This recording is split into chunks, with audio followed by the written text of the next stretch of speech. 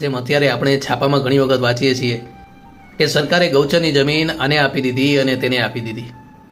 ગૌચરની જે જમીન હોય તેનો કોઈ હક હિસ્સો ન હોય, તેનો યુઝ જનરલ પર્પઝથી કરવામાં આવે છે. કોઈકે કહ્યું કે વાણિયા વેપારી જાય, કારણ જેમ આજે મોટા મોટા બિઝનેસમેન ગવર્મેન્ટ પાસે કામ કઢાવે છે તે આજકાલનું નથી, વર્ષોથી આ આમ જ ચાલ્યું આવે છે.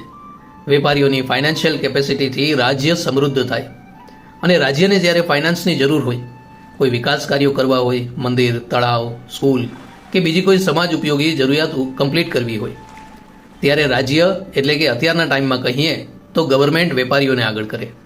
આમ બંને એકબીજાને સાચવી લે. પણ તમે બધા આટલા ડરો છો શું કામ? પ્રતાપસંઘજી શું સાવધ દીપડો છે? માણસ જેવું માણસ છે.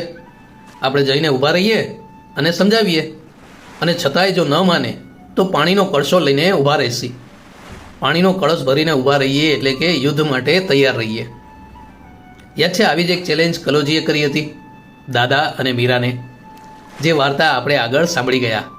અને જો તમે ન સાંભળી હોય, આ ચેનલ ઉપર તમે નવા હો તો આ વાર્તા જરૂરથી સાંભળજો. કલોજી લુણસરિયો સૌરાષ્ટ્રની ધરતીનો એક વીર યોદ્ધા, દુશ્મન પણ જેના વખાણ કરે તેવા એ વીર હતા. આમ રોએ શું વર્ષે સૌની નજર આ શબ્દ બોલનાર માણસ પર ગઈ. દેખાવમાં સાવ સિંગલ બોડી, ફાટેલા રફુ કરેલા કપડાં પહેર્યા હતા, ખભા ઉપર સાલ નાખી હતી, બગલમાં તલવાર અને હાથમાં હુક્કો હતો. માણસોએ કહ્યું, તો ભીમાભાઈ તમે અમારી સાથે આવશો? ભલે, તેમાં શું છે, તમે કહો તો હું વાત કરું.